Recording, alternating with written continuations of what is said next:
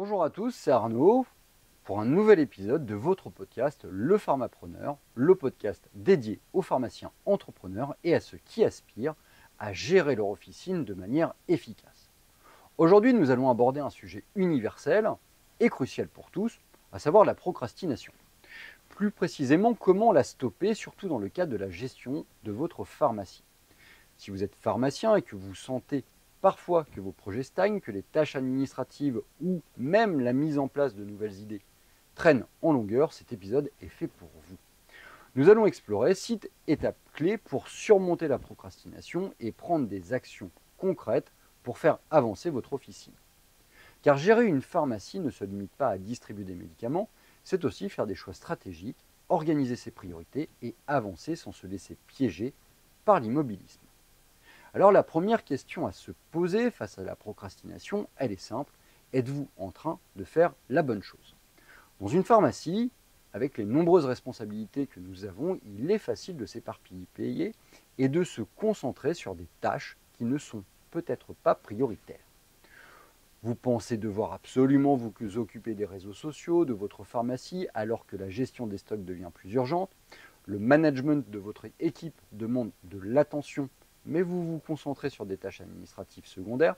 Parfois, procrastiner n'est pas juste un défaut de discipline, c'est un signe que la tâche que vous avez choisie n'est pas la plus cruciale. Il faut savoir prioriser et recentrer votre action, votre attention sur ce qui apportera une vraie plus-value à votre officine.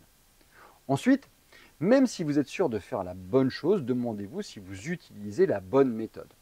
Dans le cadre d'une pharmacie, cela pourrait signifier revoir vos processus, peut-être procrastinez-vous, parce que la manière dont vous gérez les commandes ou les plannings est inefficace. Vous avez du mal à automatiser certaines tâches, vous n'avez pas le bon logiciel de gestion. Ce type de frustration peut freiner votre motivation à agir. Revoir vos outils et méthodes de travail peut être une solution pour avancer de manière plus fluide. La troisième clé, c'est de savoir si c'est vraiment le bon moment. En tant que pharmacien, vous êtes souvent soumis à des contraintes de temps liées aux horaires d'ouverture, aux périodes de forte affluence ou encore aux changements saisonniers qui influencent votre activité. Parfois, nous essayons de nous attaquer à un projet à un moment où nous ne sommes pas dans les meilleures conditions pour réussir. Par exemple, lancer une refonte complète de la stratégie de communication de votre officine en pleine période de vacances d'été, alors que l'équipe est réduite et que vous gérez tout à la fois n'est peut-être pas le plus judicieux. Un autre facteur clé pour éviter la procrastination est de vous entourer des bonnes personnes. Parfois, la procrastination, elle survient simplement parce que les personnes avec qui vous travaillez ne sont pas en phase avec vos objectifs ou vos attentes. Dans une pharmacie, cela peut se traduire par des employés qui ne partagent pas votre vision d'évolution ou ne sont pas aussi motivés que vous pour développer de nouveaux services, comme des consultations en ligne ou des ateliers santé. Il est important de bien choisir son équipe et de déléguer intelligemment de manière à ce que chaque membre soit un moteur de vos projets. La motivation à agir vient souvent du fait de bien comprendre les bénéfices à mettre en œuvre un projet. Pour un pharmacien, il peut s'agir d'implanter un service de livraison à domicile ou de développer des partenariats avec des professionnels de santé locaux. Si vous voyez clairement l'impact positif que cela aura sur votre officine, augmentation du chiffre d'affaires, fidélisation des clients, réduction des délais d'attente, vous serez beaucoup plus motivé à passer à l'action.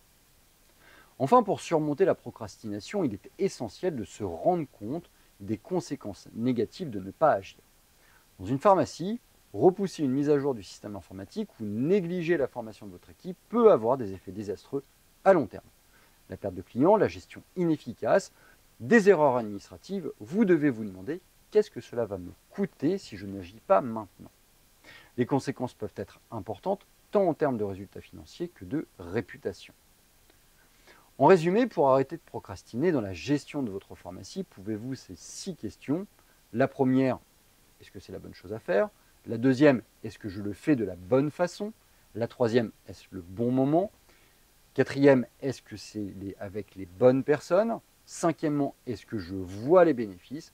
Dernière chose, est-ce que je comprends les conséquences à ne pas agir? Je vous remercie d'avoir suivi cet épisode du podcast Le Pharmapreneur.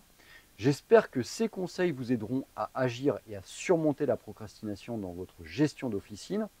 Si vous avez aimé cet épisode, n'oubliez pas de vous abonner à cette chaîne, de liker la vidéo et de poser vos questions dans les commentaires. Je vous dis à très bientôt pour un nouvel épisode.